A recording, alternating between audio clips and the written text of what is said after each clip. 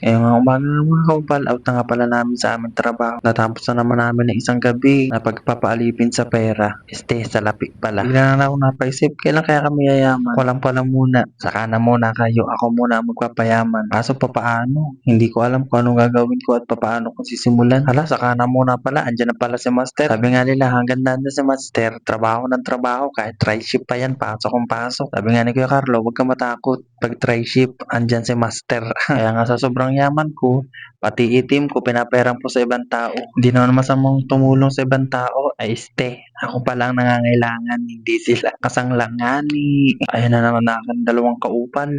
Kuya Charlie at Kuya Carlo ko. Siyempre, bigyan natin ng isang slow motion yan.